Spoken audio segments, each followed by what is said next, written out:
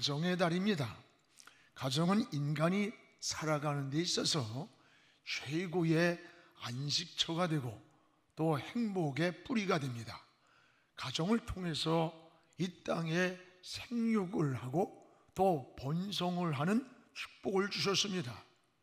하나님은 가정을 최초로 만든 공동체가 뭐냐? 인류 최초 공동체가 곧 가정이 됩니다. 여러분, 그런데 요즘 행복하고 사랑해야 할 이런 가정이 걷잡을 수 없이 붕괴가 되고 있습니다. 가정의 뿌리가 힘없이 무너지고 있습니다. 무언가 병들어가고 있기 때문입니다. 뿌리라는 것은 굉장히 중요한 겁니다. 뿌리가 건강해야 됩니다. 저 용문산에 가면 천년된 은행나무가 있어요. 그 은행나무가 천년 동안을 버티면서 높이가 100m쯤 됩니다. 어떻게 견디느냐? 뿌리가 100m를 물가까지 뻗어 있답니다. 결국은 그 뿌리에 의해서 나무가 견디고 또 서 있는 거예요. 나무가 견딜 수 있는 힘은 뿌리와 정비례를 한다고 합니다. 여러분, 뿌리가 튼튼해야 돼요. 뿌리가 병들면 쓰러지고 마는 거예요. 이게 나무만 그런 게 아닙니다. 우리의 신앙도 뿌리라는 게 있어요. 오늘 신명기 6장 2절에 보면 너와 내 아들과 그리고 내 손자들이 평생에 내 하나님 여호와를 경외하며, 여기 3대가 나옵니다.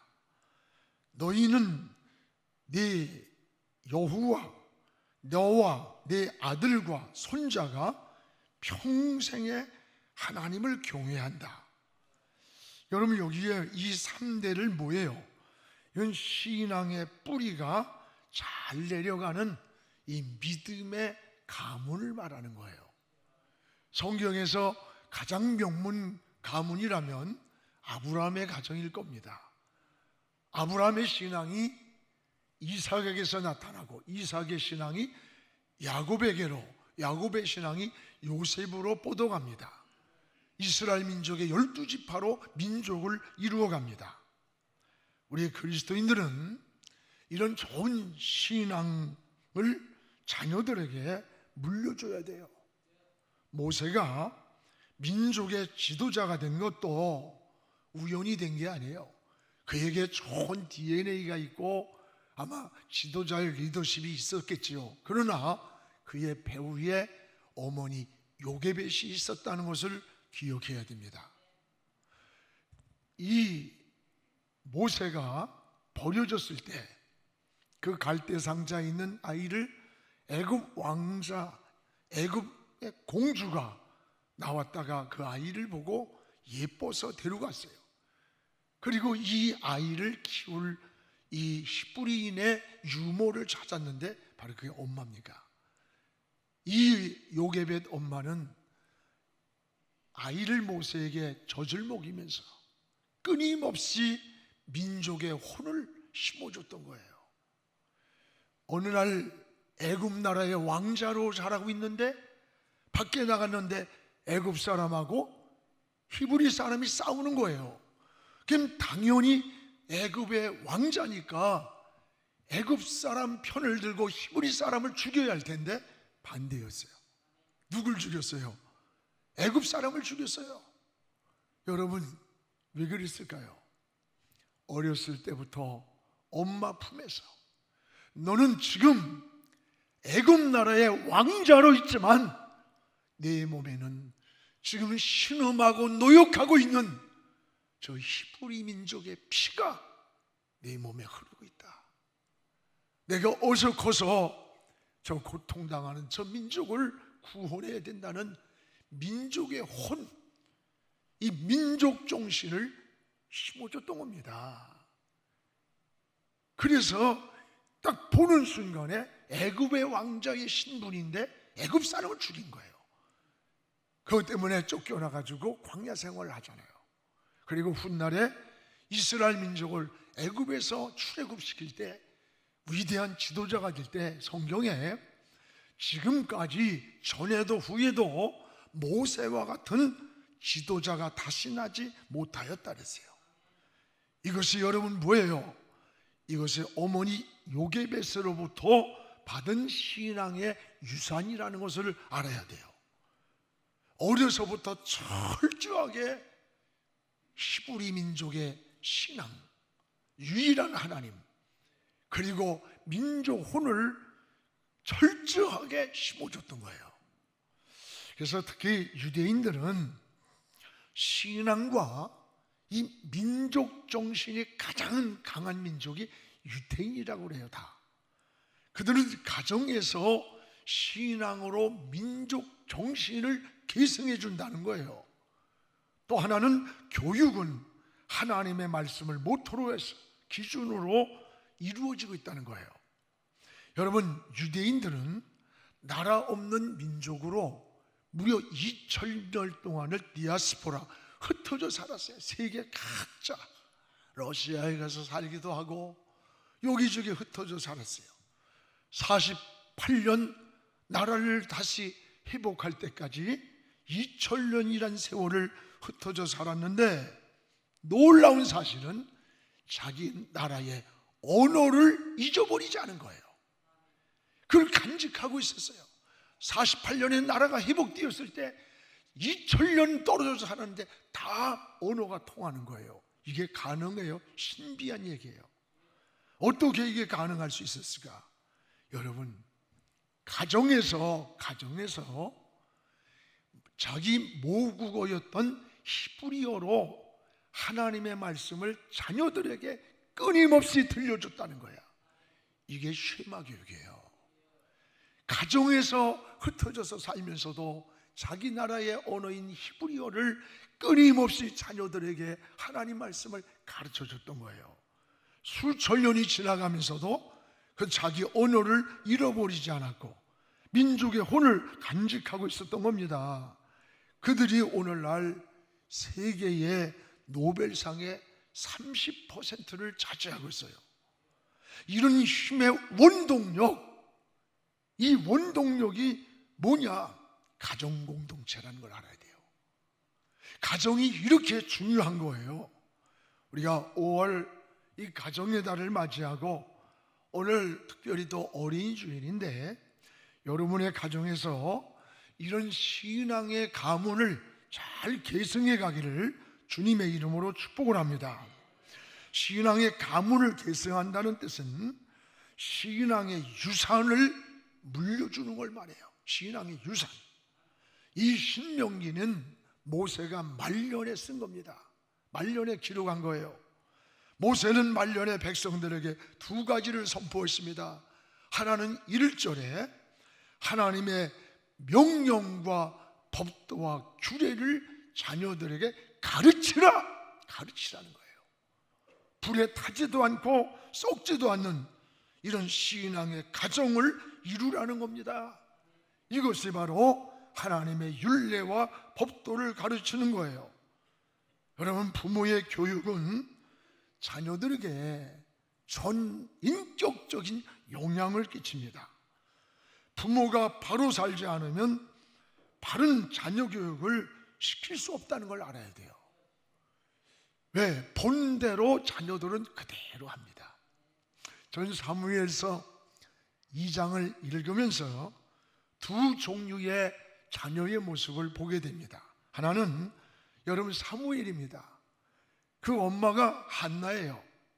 한나는 사무엘을 기도하면서 어릴 때부터 신앙으로 키웠어요. 그리고 성전을 떠나지 않고 성전 안에서 항상 여호와 앞에서 자랐다 그랬어요.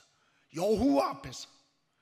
사무엘은 엘리 제사장도 들려오지 않았던 하나님의 부르시는 음성을 들었어요.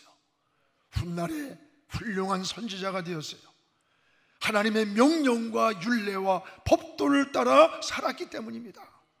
오늘 하나님을 중심에서 사는 거예요.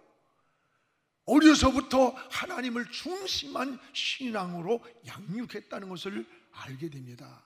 또 하나는 엘리 제사장의 자식들이에요. 신앙을 바로 물려주지 못하고 당대에 이런 아주 불행으로 끝난 사건입니다. 아버지는 누구냐? 제사장이에요, 제사장. 그럼에도 불구하고 사무엘상 2장 12절에 보면 엘리의 아들들은 행실이 나빠 여호와를 알지 못하였더라. 엘리는 제사장인데 자식들은 행실이 나빠요. 하나님을 몰랐다는 거야. 하나님을. 여러분, 어떻게 제사장의 자식으로 자라면서 하나님을 모르겠어요? 불량자라 그랬어요. 다시 말하면 자식을 믿음으로 키우지 않았다는 얘기야. 신앙으로 키우지 않았다는 말 아닙니까? 이들은 하나님을 두려워하지 않았어요. 성전에서 수종 도는 여인들을 붙잡아다가 간음을 하는 거야. 그리고 하나님 앞에 제사 드리려고 하면 하나님 두려운 줄 모르니까 깔꾸리를 던져서 그 고기를 끄집어내서 자기들이 먼저 먹어버리는 거예요.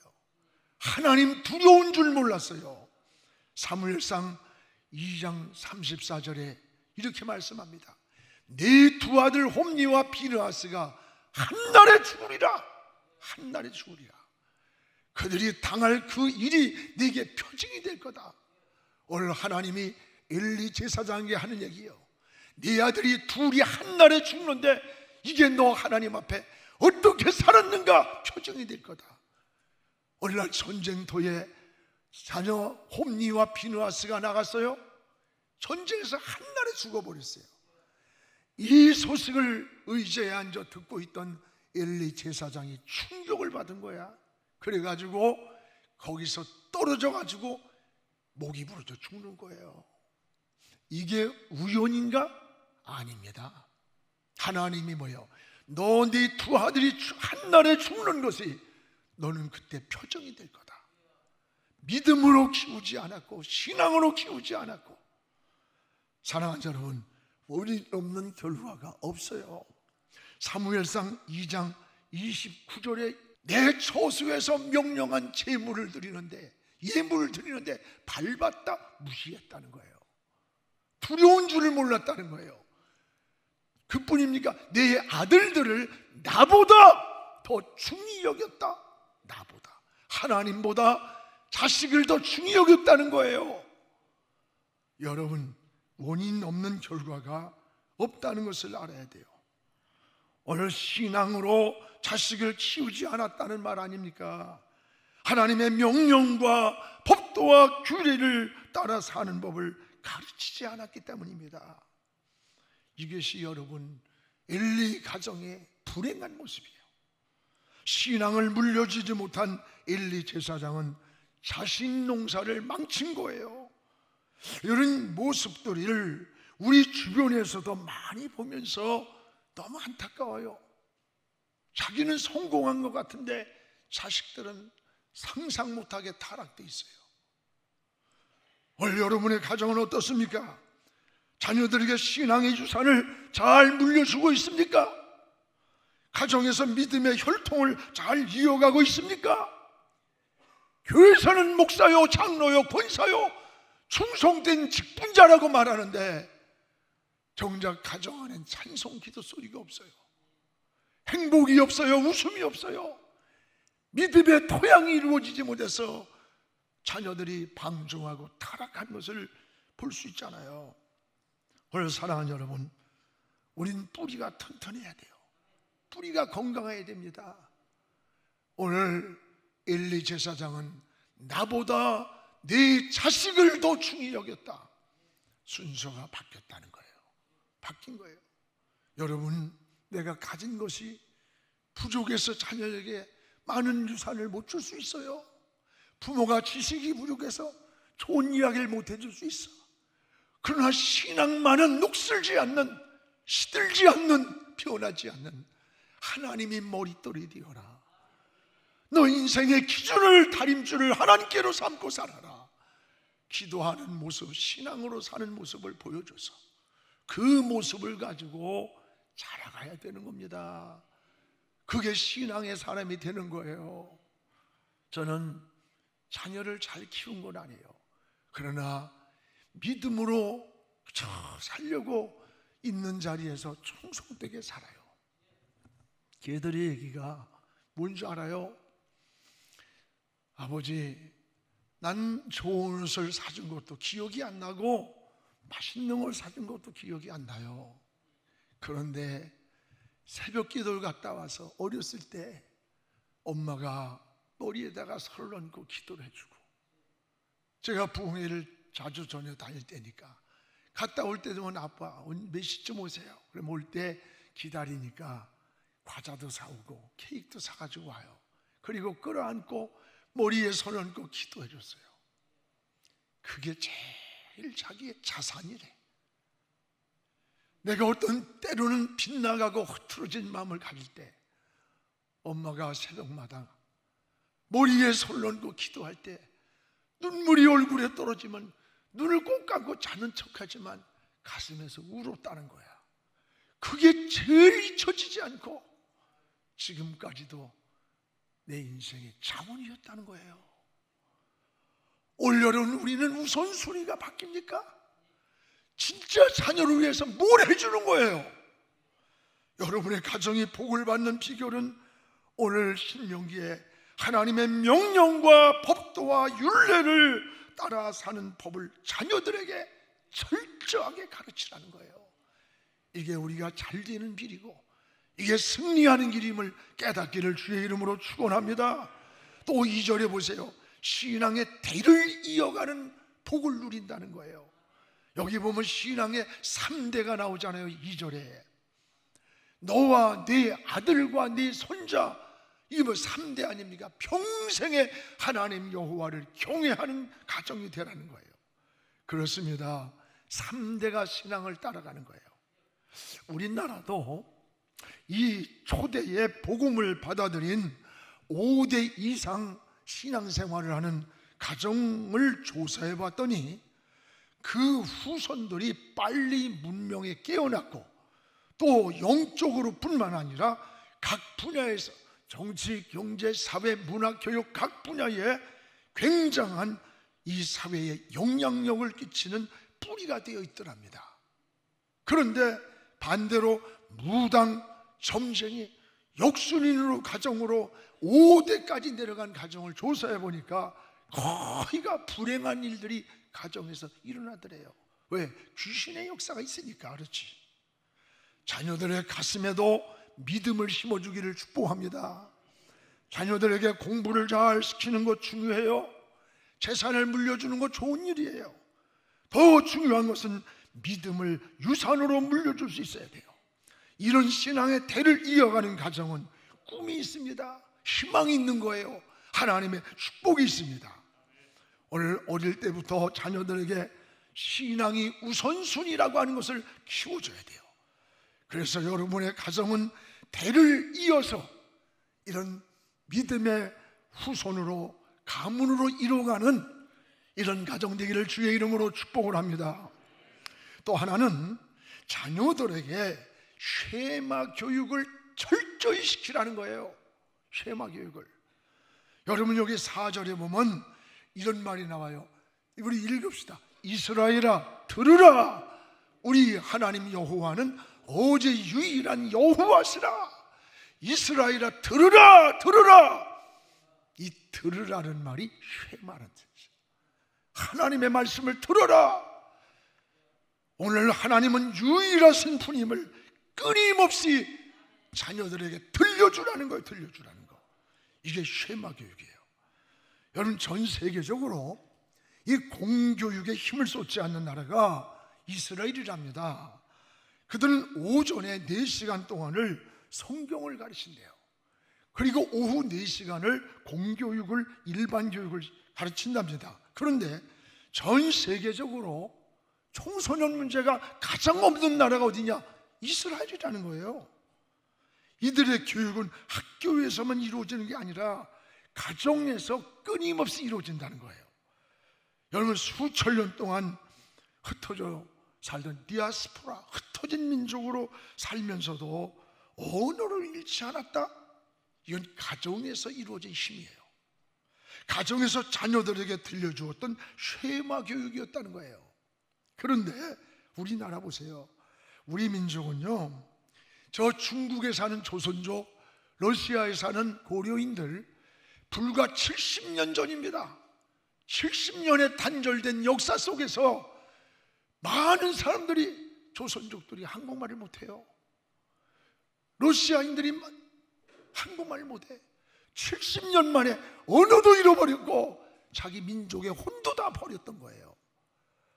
이게 여러분, 이게 다른 겁니다. 우리가 하나님 앞에 쉐마 교육이에요. 들어라. 하나님 말씀을 들려줘야 됩니다. 또 하나는 여기에 5절에 보면 하나님 사랑을 자녀들에게 들려주라는 거예요. 자녀들에게 마음을 다하고 뜻을 다하고 힘을 다해서 하나님 사랑합니다, 하나님 사랑한다는 말을 들려주라는 거예요. 그렇습니다. 여러분, 세 가지 사랑을 제시했어요. 마음을 다해 하나님을 사랑하라. 입으로만 사랑하는 고백이 아니라 하나님을 마음 깊은 곳에서 사랑해야 하는 거예요. 또 하나는 뭐예요? 성품을 다해 하나님을 사랑하라. 이 성품이란 말이 목숨이란 말과 같은 말이에요.